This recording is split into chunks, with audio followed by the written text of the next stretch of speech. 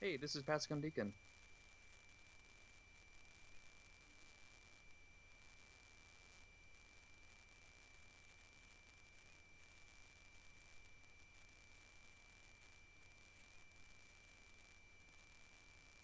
Howdy.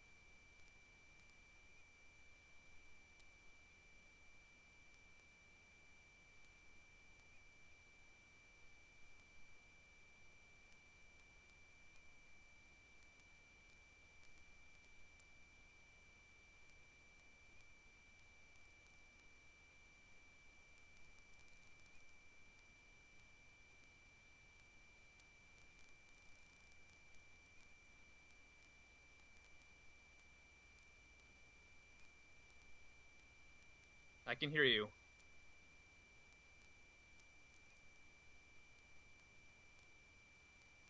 It is currently not.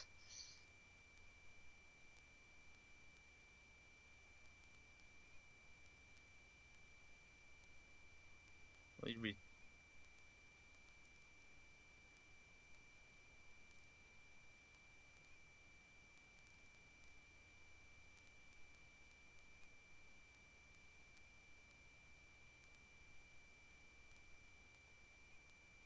Right.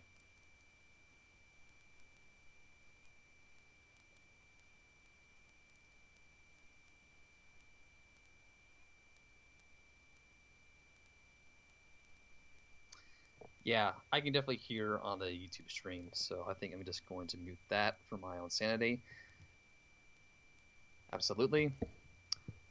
I am Pascal Deacon. I am as my Twitter would say, a Japanese PC microcomputer gaming and cultural generalist. Description goes on to say a bunch of things like bookmarks. I have too many of them about the subject. I I recently worked or helped a fan translation effort.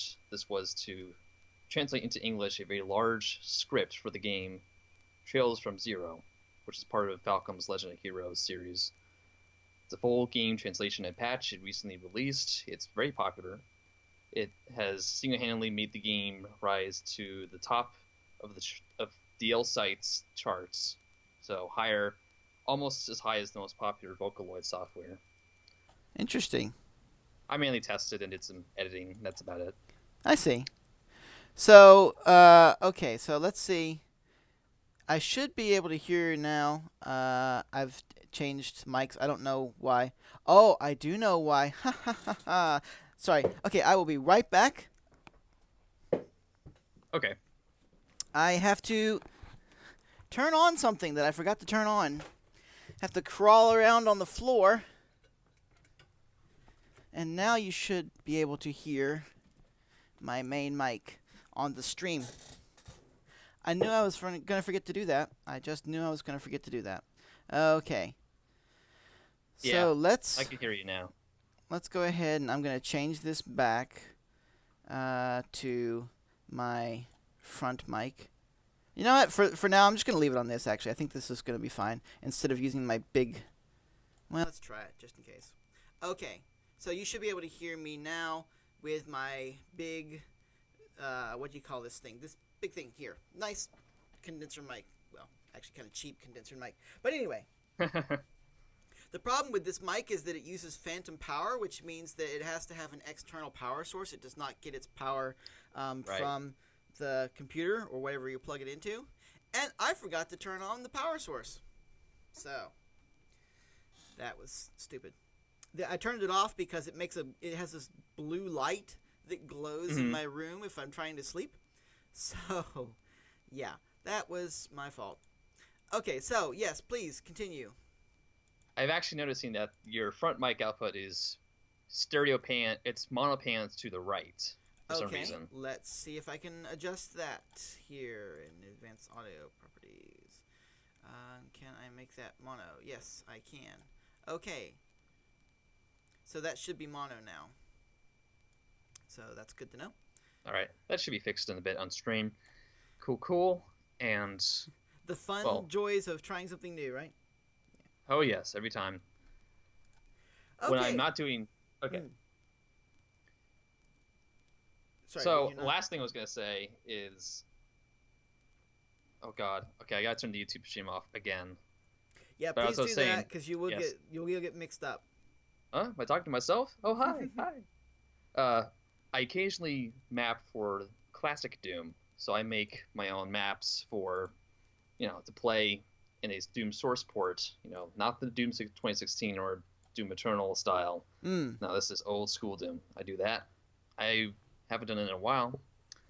Really should figure out how to get back into that because it was very fun when I devoted a month just to learning it. Mm. Well, that's interesting. I have to say, I've never actually sat down and played the original Doom, uh, pretty much at all. I've messed with the kind of terrible Super Nintendo port, the Japanese one, uh, Right. which I'm surprised they even bothered making that, but they did. Um, and that's really about the extent of my experience with Doom. Of course, I played the original Wolfenstein some. Well, not the original Wolfenstein, Mm, but the right. Wolfenstein 3D and that kind of thing.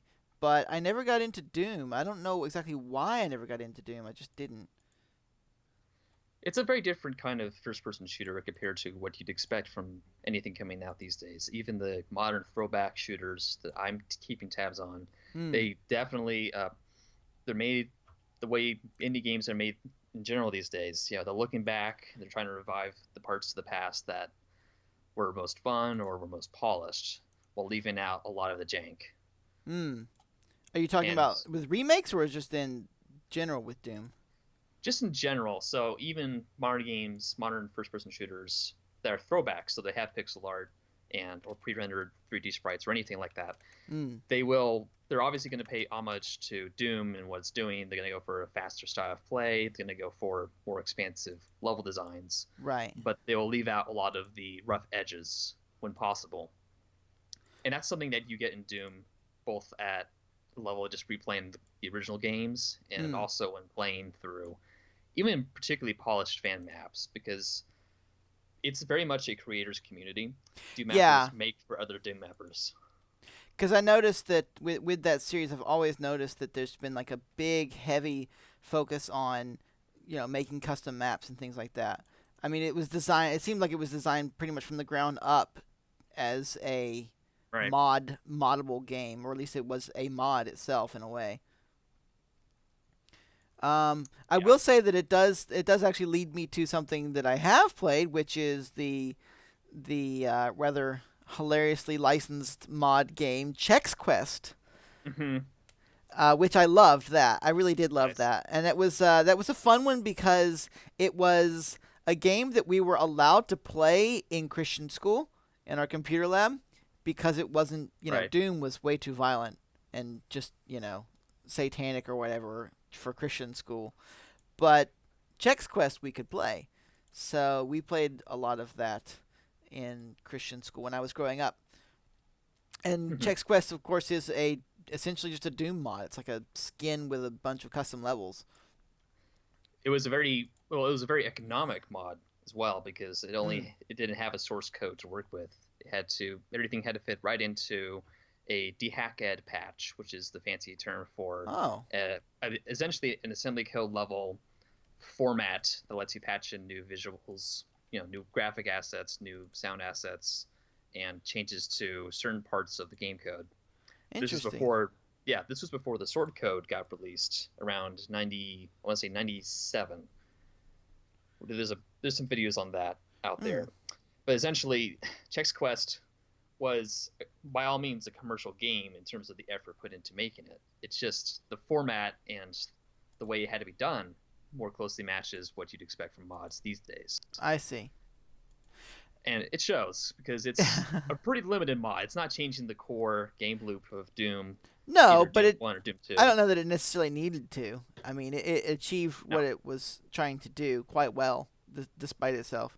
And the sound effects were great. I loved those. The Oh, yeah. Zork and stuff like that kind of sound effects. It was just really ridiculous. Yeah. Sword, Yeah. sword, sword. Yep. And And it's Spoon, I still fun mean, to play. yeah, I mean, and it's a game where you get to attack stuff with a spoon, with an electrolyzed spoon, which is just cool. But you got to play it back when you were a kid, so you also remember Yes. the FMV intro, I gather. Um, a, a bit, yeah. I don't. It's Yeah. it's a little bit fuzzy. I don't know. I might still have it actually. I know I've I am downloaded Chex it. Man from Chex Squadron. And all sorts of incredibly memey lines, which, Yeah, I'll have to go yeah. back and see because it's been a while. Well, no, it's been a while. It hasn't been too long since I've played the game, but I don't remember if I've seen the FMV. Did they have like online like archive versions of that removed it or something? No, I don't think that's the case. It's more Okay. that modern source ports, especially the Z Doom version, family of source ports Mm. using the release source code, they don't play back those FMVs, Oh, I see. because that would have been off of the CD. So if you don't have the ISO loaded, I don't believe it's Oh, possible. yeah. Well, no, see, that's not a problem for me because I'm playing it on an actual Pentium 2 machine, or if Yeah. I have it on, I have a 486 as well, but it doesn't really run all that well on that. But But a lot of people who play Chex Quest now, they get the source port experience. So they're I not see. So playing they're in with 640 by 480 window. right. They're not, or full screen. They're not going to see that FMV. They're just Mm. going to go right into the game, and they have fancy things. They have mouse look. They have jumping if they decide to Well, break that's things. true. That's a good. I mean, that's an upgrade definitely. But there's something just fun about playing the original on an old CRT monitor with an old computer. Yeah, Yeah. and that's one of the fun parts of, especially taking a vanilla compatible map set for Doom. There are modern ones for Ultimate Doom, for Doom 2, Mm. for the final Doom expansions, which you can play back on the original DOS executables or the nearest Windows ports. Doom for 95, for instance, Mm. although those can be a bit buggy. They weren't great ports when they came out. And the same goes for Quake. In most games in that era, I actually find that it's hard, or at least annoying, to play Wolfenstein 3D with a source port these days. There aren't really great source ports for it. For Wolfenstein? For Wolfenstein Mm. 3D, I know of a couple, but in terms of what they add to the release source code and in terms of fidelity to the source, there's a bit to be asked for. Mm. The case is it's also the case for Rise of the Triad and some of the other more Yeah. niche I've FPSs. I've played well actually I've played Rise of the Triad on the iPad when it was out on that. It's not out anymore. It's gone now, I guess. Well, it's not gone. It's just it's one of those things where they never updated it to 64-bit. Right. So I guess I could still play it on my old iPad, but yeah, I remember I messed with it on that. I used to have that game as well when I was a kid. I don't know how I had Mm-hmm. that game. Maybe I had it was I think it was in like a sample pack, like one of those.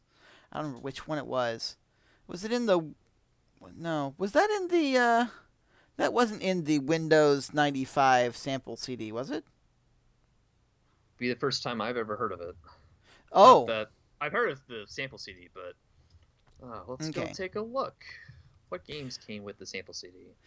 Well, Precisely. I had it in some sort of sample something or other. I don't remember exactly what. I only played like the first Yeah. two levels, and I The don't think my Win. parents Yeah. wanted me to play it, but I did. Hmm. The Win 95 game sample CD-ROM is on Internet Archive, and it has, well, let's just go over the highlights. It has Arcade America by Seventh Level. What? Never There's a played great that. video. There's a great video on Arcade America by Ross's Game Dungeon. He Hmm. goes into why it's such a janky, awesome thing. There's Dogs by Virgin Interactive.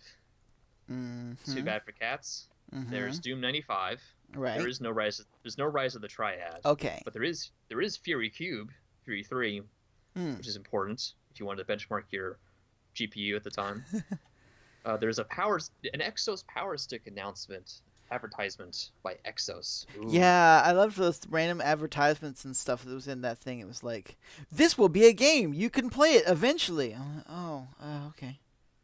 That's not cool. there's licensed games, so there's a non-playable demo of Activision published Muppet Treasure Island. I would have played that as a kid. I would have That played has that as a this kid. Yeah, I would have too. Ice and Fire by GT Interactive, which I guess is that the same as Fire and Ice for the Amiga? Probably. Don't know. Not really Let's sure go about that. take a look. There was a game on there. It was like Magic Carpet. I remember playing that a lot in the demo. Hmm. It was like it was kind of like it reminded me of Panzer Dragoon, but you were on a magic carpet. You just kind of Right. flew around on a carpet shooting stuff, and it was one of those early 3D games that just didn't work very well, but it was all right, I guess. Oh yeah, I played that on GOG just for a bit. I most actually, I think I most knew that because I played Black and White by basically the same developers soon after. Oh yeah, okay. Yeah, a similar kind of God game, just from a different perspective. That's some Honestly, interesting stuff. honestly, my favorite thing to do with that Windows Sampler CD was to just walk around on the space station. The space station itself was just so cool. I just Hmm. loved like exploring it, and there was some hidden stuff you could find if you really dug into it. Um, it felt like a real space station to me at the time, and that was Right. just what I wanted, I guess, more so than a lot of the games that were on it. So I just spent a lot of time just walking around and exploring it and like standing in the like there was one room that was just like an observation room where you could look out into space, and I would just kind of sit there like lonely in the farthest part of the space station looking out into space like some, you know, lonely space traveler or something Some like that. abandoned guest at the space station, which is full of things that are enticing but not as captivating as that Yeah, strange void and silence. yeah, something like that. One of those deals. It I was just telling you that I was watching Terminus in Doctor Who, and I'm just thinking, hey, that's kind of similar Oh yeah, that's true. parts of it. But all these old samplers are something that are archived in Mhm. aggregate on The Internet Archive. I Well, really should I look at still that. have it. I still have the original. I still have the original disc. I don't know where. I don't remember where I. No, I remember. I found it in a CD spindle of old discs that I had, along with a Mm. copy of Lemmings and something called Dragon Sphere, I think it was, and some other stuff. Which was that Dragon Sphere? I should actually check that out. That was a game, I believe it was called Dragon Sphere, and it was like a first-person. Was it Dragon Sphere? No, it wasn't Dragon Sphere. It was Dragon. Oh, what was it called? Oh, that's gonna bug me. It was. Yeah. Well, I can't remember. Ooh, DOS. Let's see, DOS, first person RPG, I guess I would call it. And I'll put in Dragon and see if I come up with anything. Because that should be. Let's see, Dragon Wars. I don't think that's it. Well, I'd have to look it up. I've got the discs around here somewhere actually. Um, Hmm. but it was a game that I've heard almost nobody ever talk about. I'm actually gonna look here in my little CD spindle thing and see if I can find it. I think I've actually got it in here. But it's a game that I've never heard anybody talk about before, or really heard anything about it. I mean, I'm sure someone has talked about it and made a video or something like that, but I never hear anything about it at all. Uh, This is not the Microprose Dragon Sphere. it this it's not a point and click. Ooh, It's not a point and I click see. adventure. No. Yeah. Um, unless I'm just remembering really badly. Oh, here we go. Here is my games for Windows 95 CD. It's reversed because of the camera image. But anyway, yeah, I got Yoda Stories Nice. here. I have Star Wars Monopoly. Have Lemmings. I have an interesting game that I've never heard anyone talk about before, also called Inherit the Earth.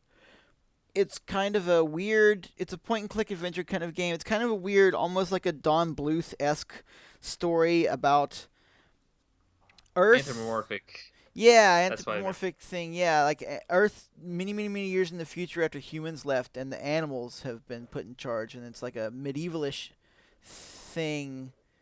We're trying to like find some high technology thing that got stolen. I don't know. Right. That's a very interesting game. I am not seeing my discs for that other game that I was talking about. I know that I have it. I have Quest for Glory, and I have the First Descent, and X-Wing versus TIE Fighter, and Daggerfall. Yeah, no, not X-Wing versus TIE Fighter, the original X-Wing, which is good, I think. And then Lords of the Realm. Okay, well, that's too bad. I can't find that game. I'm sure I have it around here somewhere. These But things tend anyway, to happen. yeah, it was a first person. It was like a first person RPG-ish kind of thing. Not anywhere near as good as like an Elder Scrolls. But sorry, okay, so now I have to stand up because I have just I have just squished up my carpet thing. Okay, sorry. Yeah, this Right. is lovely live radio here. But anyway, it was not at all as good as what you would expect from, your other kind of like Elder Scrolls or anything quite like that at all. But it was interesting. It was 3D. It was trying to be. It was trying to be something that was way better than it could have been, and it Yeah. was a bit sluggish, of course, as well. Um, and I wish I knew remember the name of it. It's I wanted to say it was Dragon Sphere, but I am pretty sure it's not. Maybe it was Dragon Spear. Let's see. No, that's probably not it. No. All three of you Okay. in chat, please help us out. We must know what this game is. Yeah. So if anyone knows, if anyone remembers the name of this thing, please let us know. And also, if anyone else would like to call in, I can probably add you to the conversation if you'd like to join us. So if you're listening right now, feel free. You can just join us, or if you want to switch out, we can do that too. But yeah. So let me look up Dragon Sphere here. No, So, I don't want to go. Hello. okay. So let's see. Microprose 1994 point and click, and this is not it. I'm pretty sure this is definitely not it. So let's look at some images. No, no, that's definitely not it. So, what was I'm that having the game same called? issue, or a similar issue. What, with a different game or with this game? Oh, yeah, well, with a bunch of different games. Oh, okay. So, as I mentioned before, I have a lot of bookmarks, and I have to go through, now that I'm updating my list after ignoring it for way too long, I'm finding a bunch of broken links. So I need to either hope that the links are archived Hmm. or delete them from the list, and Oh, hope that we can find out where to find info on that stuff later. I found a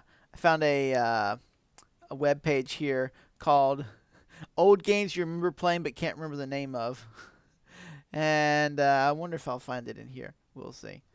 Uh, Is it but like yeah, Akinator, but it decides it's gonna know more than you do? Akinator would probably be a decent way to find out what it was. Yeah. Now, let's see here. So let's type in. What I'm gonna do here is I'm just gonna do a find in page and type in dragon. Let's see if anything comes up. Dragon. Yeah, no. Okay. No. Okay, so these people, whatever this game is, they don't know. So that's not it. It's not gonna help. Yeah, I wish I could remember what this game was called because it was actually kind of neat. It wasn't necessarily good, but it was kind of neat. Um, let's see, first person. Let's try that. Yeah. Okay, so on from that, while I'm still trying to find out this game. Uh, so, do you have a Switch? I do not have a Switch yet. Really? I'm a rather thrifty person, Hmm. so I tend to enter console generations quite late. I I also see. do not make much money. I do not have a career Yeah, yet. well, neither do I technically, but you know. You have enough, or at least you're close enough that you don't have to pay big shipping costs or anything for the cool stuff. That's how it works. Well, yeah, that's true, but yeah. Um, so I've been playing the new Animal Crossing game, and that's really fun. That's what I was talking about earlier when no one could hear me. So there's that. But Right. the way that game works is a little bit interesting because it's designed where everyone plays. Well, not everyone, but like on an individual Switch, everyone plays on the same island. So all users on that Switch use the exact same island, and you kind of cooperate with it, which is cool. But it also means you can't like share it between you and your friend using a different profile. Right. Um, so it's kind of up and down. Like you need to have your own Switch to have your own island. All right. But yeah, it's just I don't know. It's very fun and it's very fun to play online, and I've gotten a lot of enjoyment out of it so far. But I really kind of wonder, like, is it gonna be something I can play? I mean, I can play it with, like, for example, my wife, but it's not when you're playing it together locally. You're one person is the leader and the other person's running around in the same area, kind of like the old Final Fantasy Crystal Chronicles, where you had to like stay in the same general area Mm-hmm. together, which kind of puts a limit on what you can do multiplayer. And then if you do like multiplayer, like the full multiplayer mode, where everyone's their own individual character, then you need to have that person on a separate Switch with a separate copy of the game. Yeah. Which is kind of then they have like a whole different island than you, and then it's kind of like I would like it where like me and my wife could share while someone else was visiting the island together. You know what I mean? Like we could do it together and play with my friends all at once without having to have multiple copies. So Hmm. I don't know, but it's definitely very very fun. I will say that. Animal Crossing is something that I personally dipped out of quite a while ago. I never got into the 3DS game, See, I never and got into it at all. I like the 3DS game hmm, was the first one that I played, and I only played it for like a few months, or like maybe 1 month or something, 2 months, something like that, and then stopped accidentally. Um, and then right. that was it. Hmm. That's like the only experience I'd had before now. So, Half of my Twitter feed is Animal Crossing oh memes, yeah, and it's it's very everywhere popular to right get on now. those. And well, doubly due to COVID-19 keeping everyone indoors, Well, so they need exactly. an outlet. It's the perfect game for it, honestly, because it is multiplayer and yeah. But of course, Nintendo decided to make a rather boneheaded accessibility decision with what you just mentioned. So people, I are mean, yes and no. petitioning them. Yeah, well, I'm sure they're petitioning them, but yeah. As Uh, always. I will say though that not only did it come out at the perfect time, it's it's just like the marketing for it has been so perfect. I don't even Mm. know that they had to trial that hard. Really, they just had to say, "Hey, look, Animal Crossing for Switch." But whether it's a mixture of marketing and COVID-19, or it's just a good game, or what, I don't know. But it's like the best retail launch they've ever had. I think it was like they sold 1.8 million copies in the first 3 days in Japan, Hmm. and that's in the first 3 days in Japan. That's not even counting Yeah. the worldwide sales. So like that's a ridiculous opening. Like that's really good. So okay, we're going to see if we can accept someone else into this to join us. So hello, new person. Hello, Okay, first name and where are you from? Brandy, Pennsylvania. All right. Oh, you know what? Actually, I forgot to ask where you're from, Pascal Deacon. Are you? Oh, you know what? I might have switched it over. So let me see here Yes. if I have muted. I want to actually add to the call. So let me see how to do that here. So I'm going to add. Okay. Okay. So I should be back on Pascal Deacon now. Yep. Are you there? Okay. So I forgot to ask, where are you from? I am from North Texas, which Oh, is okay. funny. Okay, and I think Brandy is also here. Hello. Good. Okay, Hello. so Brandy, what's your thoughts on Animal Crossing, if you have any? I last time I played Animal Crossing was on the GameCube. All right. So you're in the same Same. boat as. Okay, cool. So I've never Well, played the. I've had played the DS version, but the last time I played it Hmm. was GameCube. So I've never played the older version. So what was it like on the GameCube? I can't imagine it being too much different. I mean, all the same basic things sound the same. Tom Nook, you know, forces you to buy a house and then forces you to upgrade a house. You could, if you had a Game Boy Advance, attach your Game Hmm. Boy Advance to the GameCube with a cable, and that could take you to a special island where I think that was the only place you could get coconuts, if I'm correct. Ah. it was the only place to get that fruit, to get certain bugs and fish. It was, which was really restrictive if you did not have a Game Boy Advance. Yeah. Essentially, it was a whole gated off part of the game, which really shouldn't have been. Hmm. You didn't need to use any of the Game Boy Advance features proper, but they made a separate mini game for it, and also in turn forced you to use that Game Boy connection to just go to the island to begin with.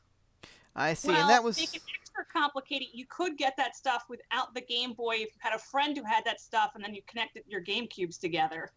See, I would have Mm. been that friend because I never had a GameCube. So I would have been the one that was playing Game Boy Advance, which again, that's cool. I mean, would have been fun, but I can see how that would have been very, very frustrating for a lot of players.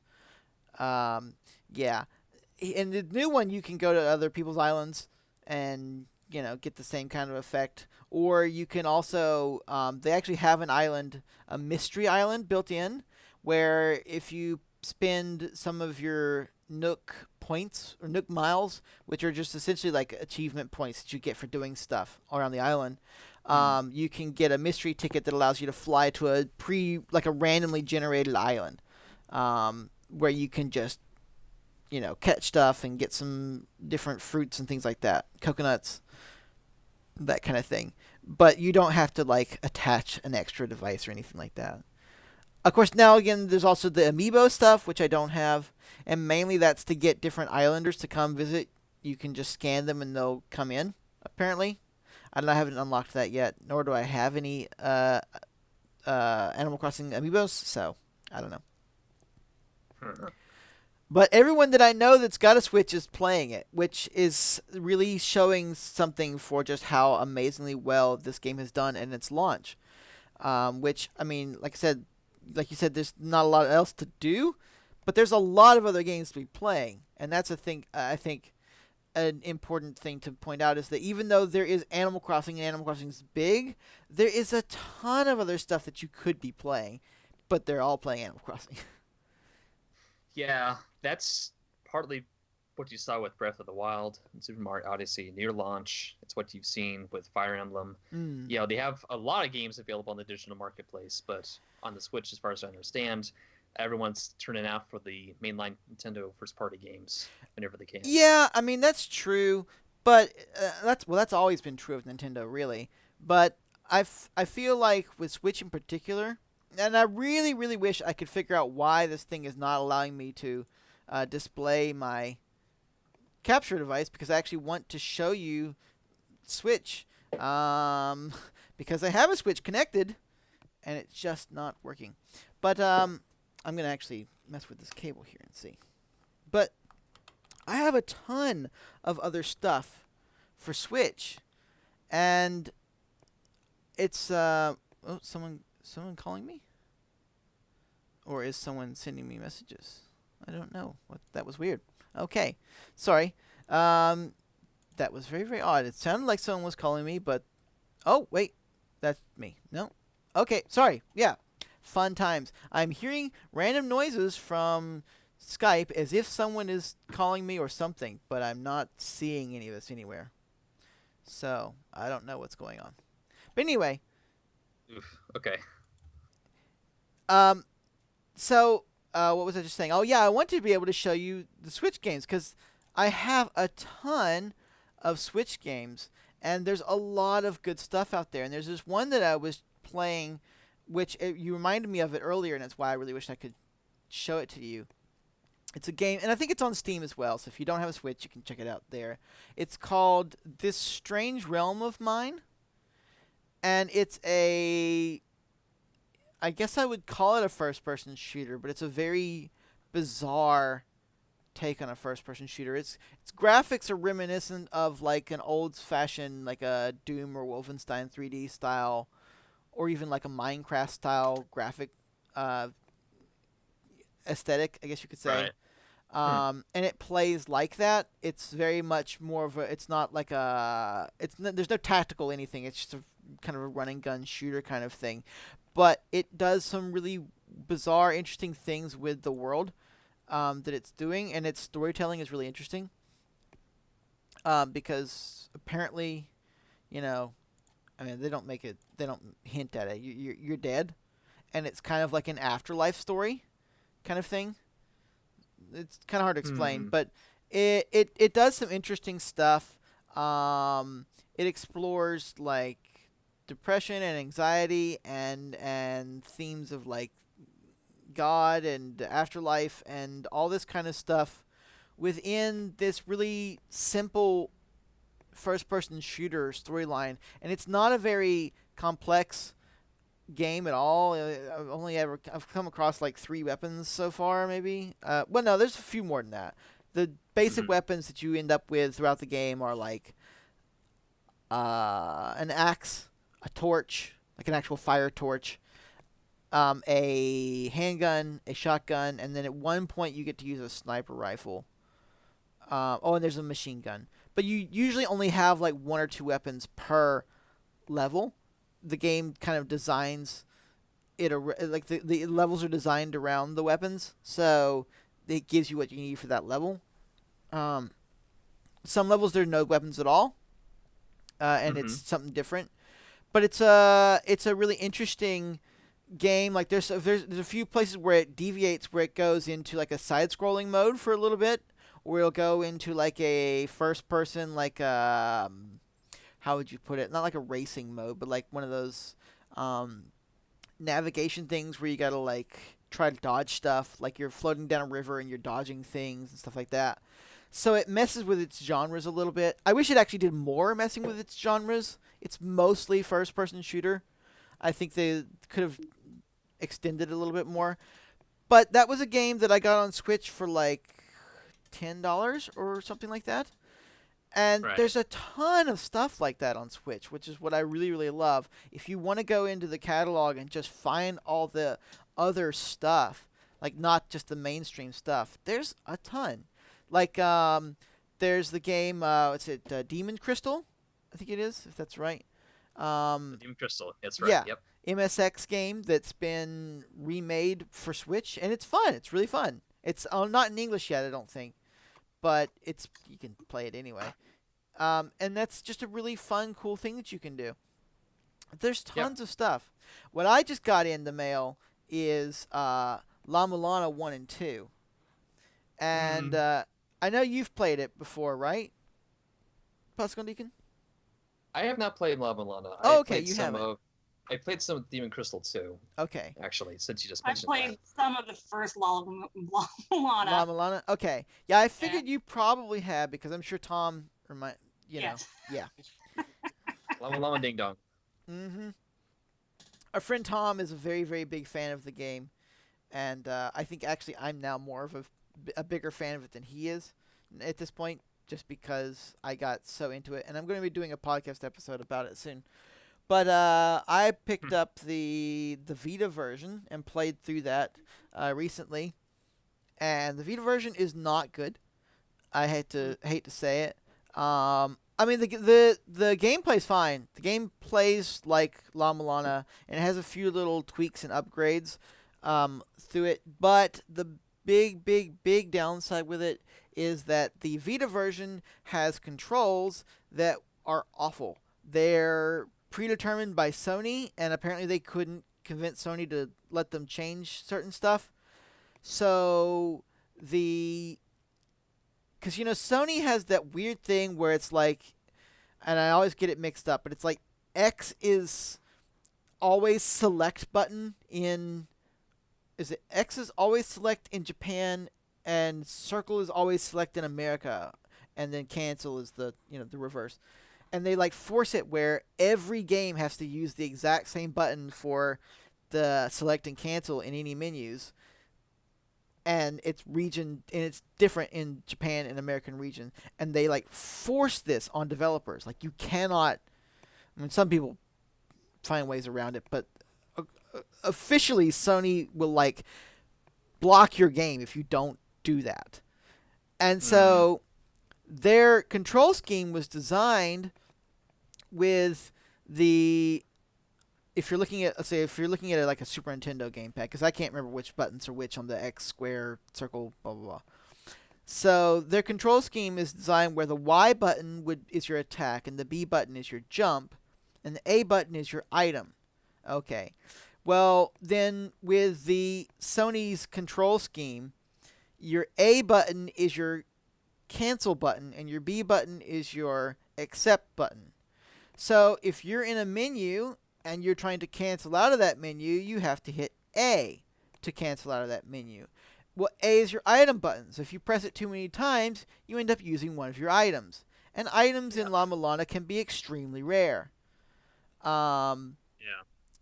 and so it's really, really horrible because you end up wasting items all the time because Sony arbitrarily forced them to use that button to be accept, whereas on all the other versions it's not. And then, for whatever reason, on the Vita, it's also the start button is the map, and the select button is the main menu for your like your computer and all that kind of stuff, and items and all that kind of thing.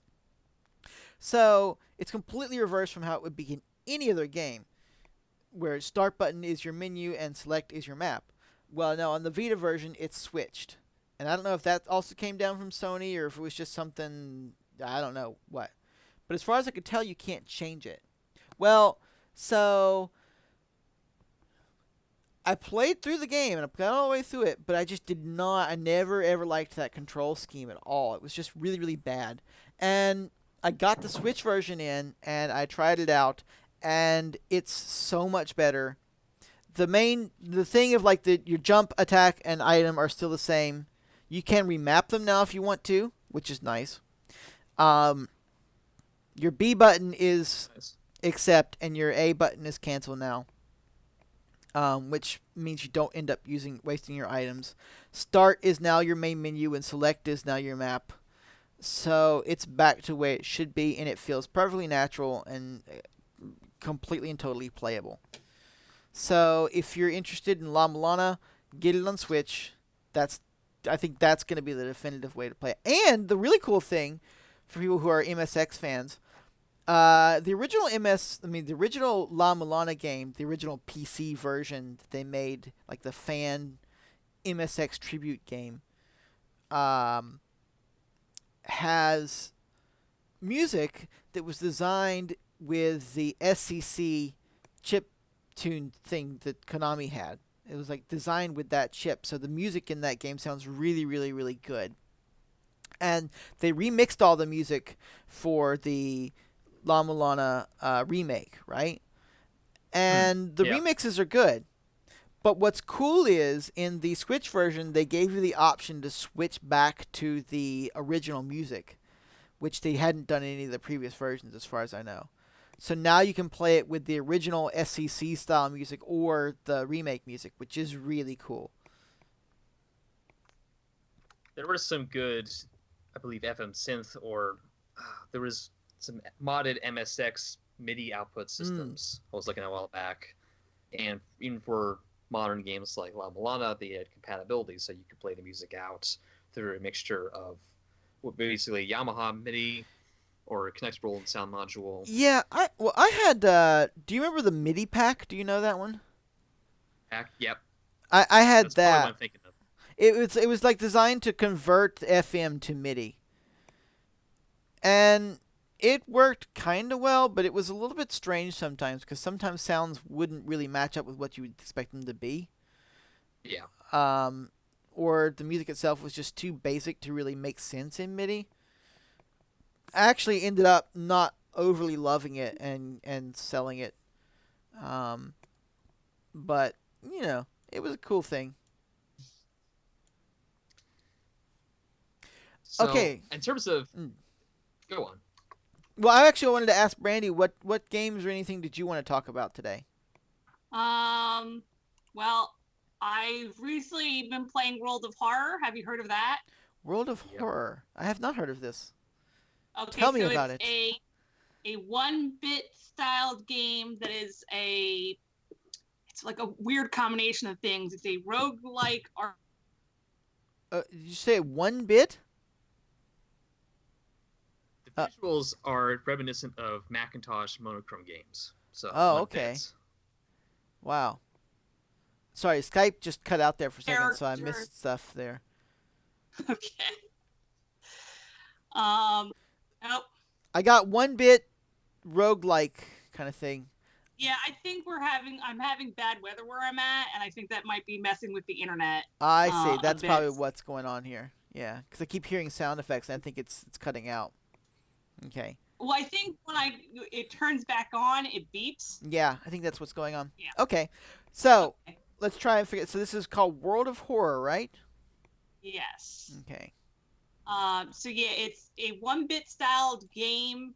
So it's just black and white. But yeah, it's like an adventure RPG roguelike that is influenced by Lovecraft and Junji Ito. Huh. Wow. Okay. That's whew, Yes. that's a mix. What I do Yes. see So is, yeah, go on. it's like Okay, a so I'm looking really at pictures of it now here.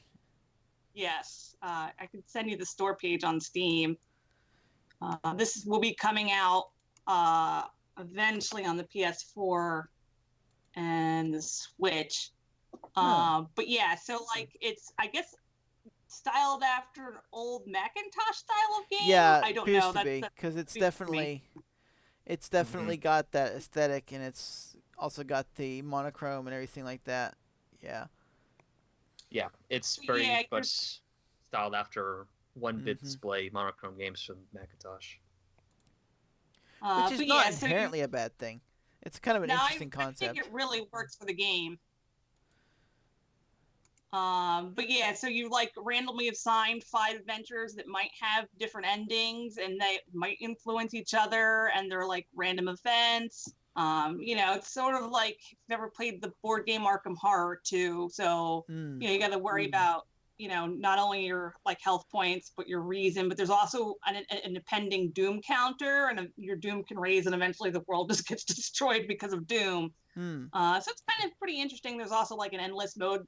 It's currently still in early access, so they're still adding and changing things to the game. I But see. yeah, I've already played like 20 hours of it, so Hmm. Interesting.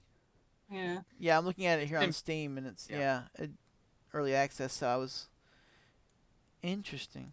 Okay, so what were you gonna it's say? it has been pretty popular on my Twitter feed. I've seen people, so I have TweetDeck and I have a search that I dedicate either to PC98 or PC88 or SharpX1 or etc. Hmm. Just keyword searches, see what's going on Twitter, and people are bringing up World of Horror as some kind of PC98 or PC inspired horror game. To uh, which I don't see that. no, I don't either.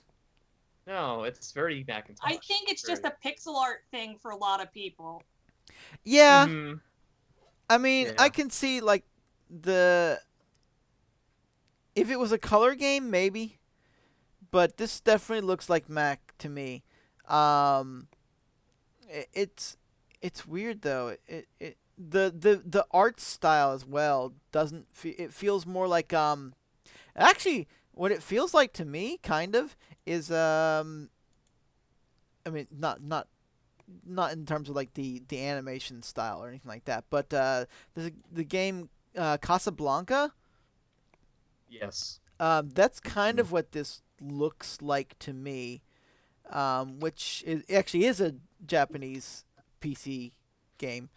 But this Well, they're is obviously the leagues apart in terms of art style, but in terms sure, of the color range and the heavy use of dithering, they're a lot like those yeah, uh, early text parser thinking, games, Thinking Rabbit text parser, yeah, yeah, that kind of thing. thinking rabbit text parser games, Which which I'm weren't still all surprised that like that.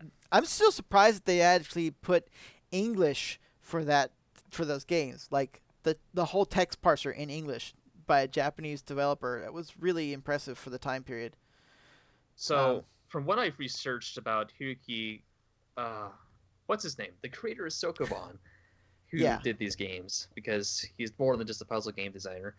Uh, Hiroyuki Imabayashi. yeah, okay, Imabayashi-san. yeah. Yeah, he was big on English text parsers in his text parser games, basically Uh, because he was a staunch traditionalist. You could see that in the themes for his mystery games as well. I just realized I did not know that Thinking Rabbit was housed in Takarazuka. Hmm. They weren't in like Tokyo or anything like that. They were in Takarazuka of all places. Who makes a game development company in Takarazuka? Wow. Okay. Interesting. If it was like Osaka, I could see, or Kyoto even, I could see, because Nintendo's there. But Takarazuka, like, other than being like other than the famous Well, theater other than the famous, thing, yeah. sure. Other than that, it's like middle of nowhere. Like weird. It'd be like having a game development company in like Cincinnati or something.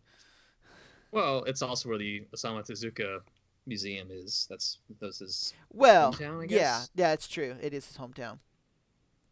But No, it's still, not. He was it's from not. Toyonaka. But yeah. I well, he lived there because I read. I know Yeah, I that was he pretty was. sure it's his hometown too. I know he at least lived there during the war because he actually was like bombed. He was working in a Hmm. munitions factory that got bombed during the when they were firebombing Osaka, and he walked back to Takarazuka. So Right. that was in some Japanese textbooks that I was reading. Um, There are some strange locations for some Japanese developers. For example, Tennosoft all the way down in Sasebo in Kyushu. wow, Yeah. that's wow. Okay, Sasebo. Wow, I could Well, see like yeah. Hokkaido, but like Sapporo or something. But Well, Fukuoka was also a relatively well, that's during true. the mid '90s. It was being developed big time. So Yeah, both that's true. Compile and Riverhill Soft relocated their HQs there, and it was expensive, so expensive that it bankrupted them later, among But other things. I could see Fukuoka like Sasebo. Hmm. That's almost in the boonies, isn't Yeah. it? Oh yeah, it's way out there. According to Wikipedia, he is from Takarazuka. So, Mm. but anyway, World of Horror. World of Horror. Yes. So you're enjoying it, huh? You spent 20 hours or so. Yeah. Interesting. Okay. I don't It's a understand. very I was gonna say I don't understand why they call it 1 bit. Like, is it? So I think they only use one color. Oh, okay. I guess so. I guess that makes sense. Would that technically be 1 bit though? I mean, You to me, know. I feel like it's about the processor. I mean, Macs weren't 1 bit processors, surely, were they? No, I don't think so. No. I think it's about the color. Okay, that you makes don't. sense. I mean, if you wanted to be pedantic, you could say binary color palette. Yeah. So or just monochrome. Monochrome would imply that you only ever have shades between two colors If they said one capable. bit, I think if they said 1 bit graphics, maybe I would go with it. Maybe that's the case. But they didn't say that. They just said 1 bit. 1 bit love letter. Well, okay. Well, all right. Fair enough. Actually, let's find out how many bits the Macintosh original Macintosh PC had. So let's see here. The original Macintosh. Let's see if I can actually find the page for the original Macintosh because I'm in like the general Macintosh stuff and I want the actual page for the actual original Macintosh. Okay. It was 8-bit. Okay, it used a Motorola 6809 apparently. So yeah, 8-bit but 1 bit color, I guess we could say. I always was impressed with it reminds me of the TurboGrafx 16 with its 16-bit color graphics chips that and its 8-bit microprocessor which, Well, it's got MOSFET them into something. CPU. Yeah, it got To them into that so much point, trouble yeah. for nothing because the console like lived up to its claims, but for the most part anyway, really lived up to all of its claims, but Sega was, jerks in America with their marketing. So, what are you going to do? You could have a whole episode just about the endless, needless, uh, The console intent, wars of the 90s? intent. Well, more than that, the intentionally ridiculous arguments about 8-bit, 16-bit. What does it all mean? Well, What that's does it true. matter? I'm just over here thinking, what matters is what video mode the developers were using, Yeah. how that would output to the TV. What matters is how much power they had for the kind of game they were making. Mm. I look at things more in context. I don't worry about this console wars crap like I used to. Yeah. I mean, Makes great marketing material though. exactly. And Oh yeah, that's but in those days we didn't have the internet, so we just kind of we just only had what the companies were telling us. Like yeah. there was some magazines and stuff, but a lot of the magazines that we had were printed by the game companies. So, you know, That's not going to be all that useful information in terms of like knowing the Mm. truth behind these machines. So like if Sega said it, you either believe Sega or you didn't believe it. You know, and it was kind of like one of those weird things where it's just kind of like, oh well, I guess Sonic's better than Mario. Oh, I guess it's got mega flops or whatever. It's like I don't know. What One was of it? my favorites.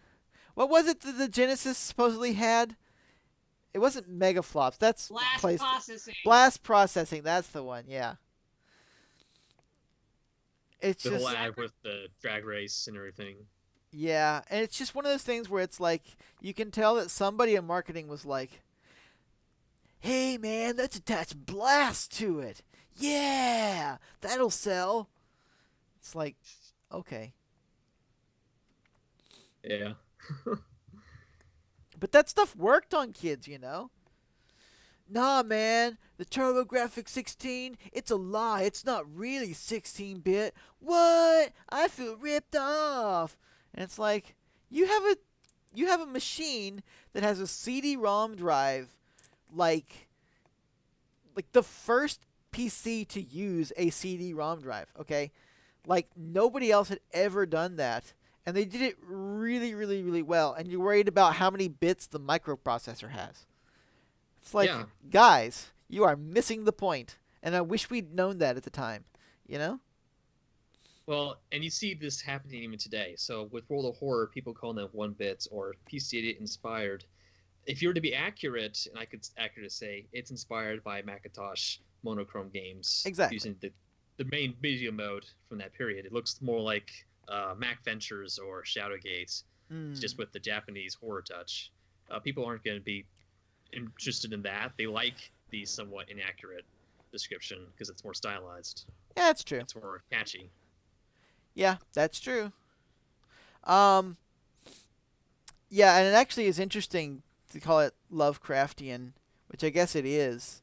But I'm thinking about this Netflix series Lock and Key that I just watched, which is apparently a Lovecraft story that I didn't know was a Lovecraft story because Well, it's like written by Joe Hill, Stephen King's son.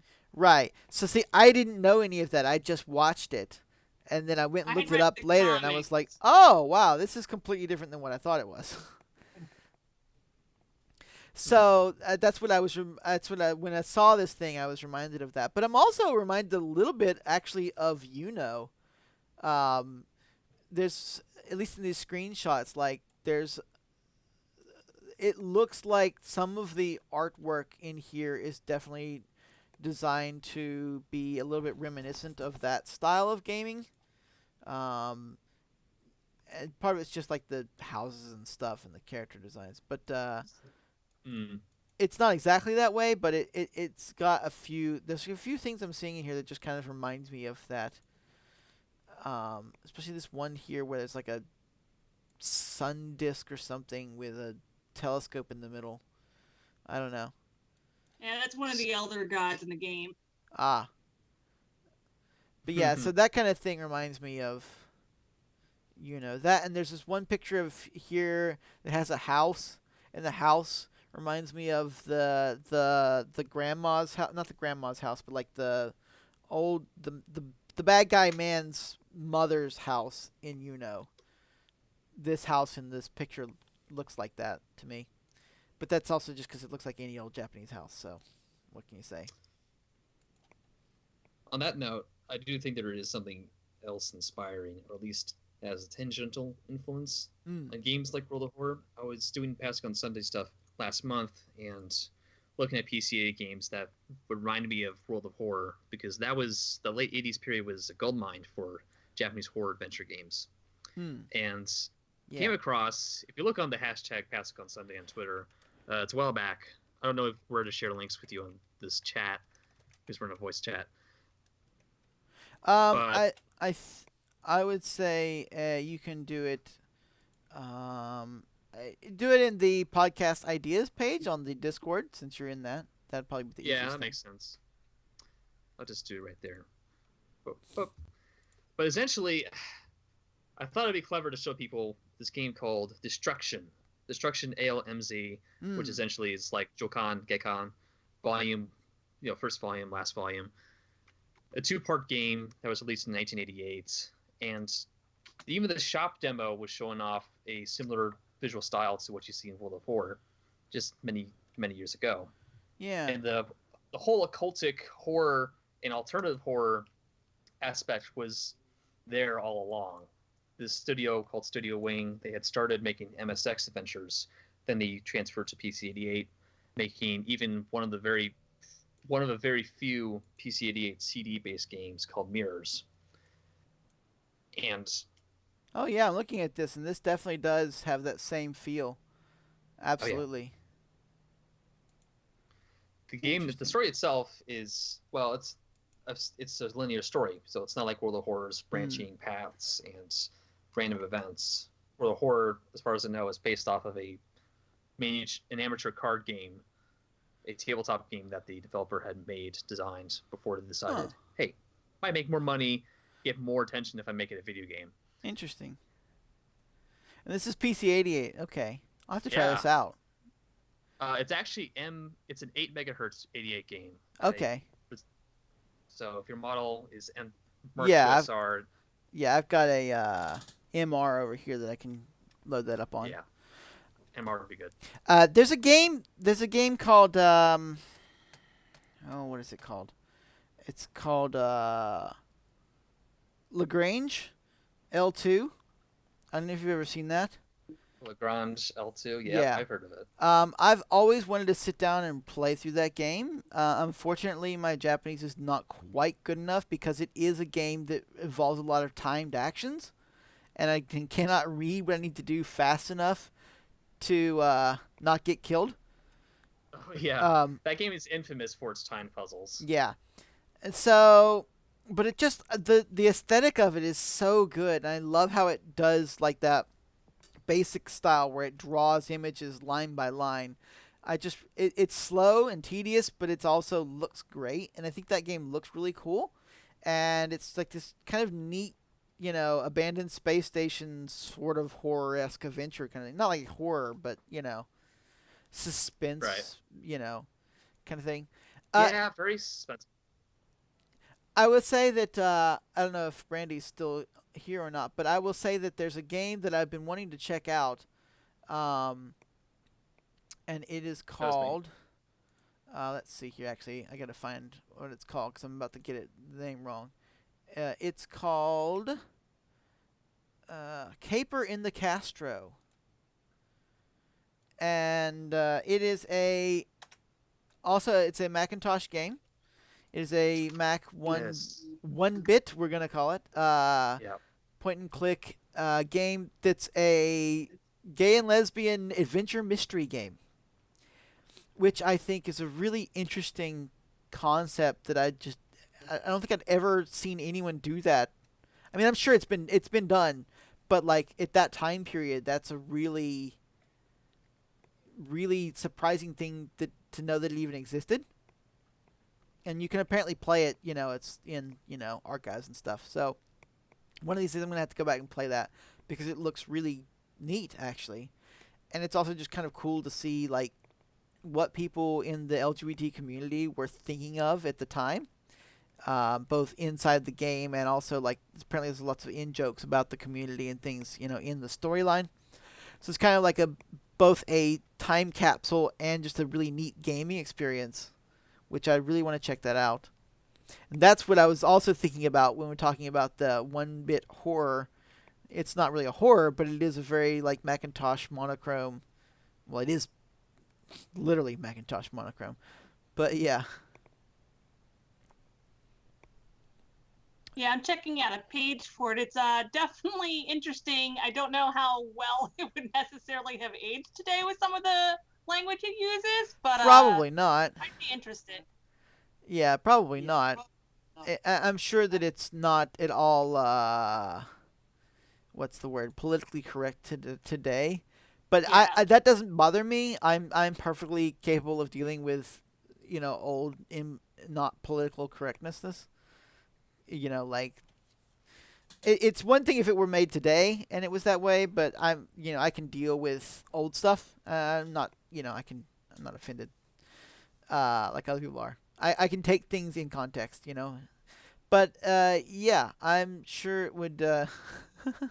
I like if you lose the game, it puts a gravestone that says, "Here lies a mediocre and unsuccessful private detective." That's pretty good. Yeah. So yeah, I'm gonna check that out at some point. But that's what I immediately thought of, ironically, when you posted a picture of the horror World of Horror. So I still have not figured out what that game was called for the DOS. Uh, and I've got it on CD, 4 CDs. DOS game, 4 CDs. Something with the word dragon, and it's a first person. Oh boy. Anyway, I do play a lot of DOS games, so yeah. Let's see here. Eh, I don't know. I'll figure it out later and let everyone know.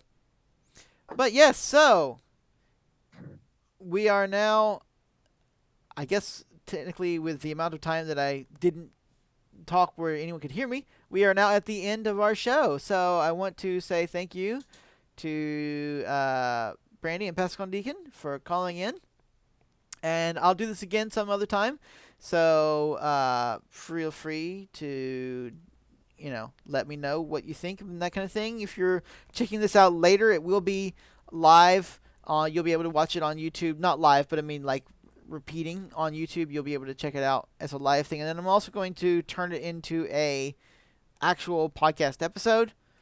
And I'll edit it up a little bit, fix this and that here and there. But this is going to be something that I'm going to try to continue to do later on. And hopefully I'll be able to get my streaming stuff working properly. Because, like I said, it was working last night, and now it's not. And I made a nice setup for it and everything, and it's just decided to not work at all. So, oh well. But, yeah, we're going to do more of this in the future. And hopefully as we get more listeners, it'll be a kind of a fast-paced thing where people can call in and just talk for, 3 or 4 minutes or something. Next call, move on, and just talk about games, fast-paced like that. But longer conversations are cool too. So just whatever happens, depending on how many people are listening and how many people have something to talk about. If not, I can ramble on about Animal Crossing or whatever, So that's the fun of doing a live show with live content and live listeners and callers. So thank you very much, and we'll see you next time with Doors and Dungeons.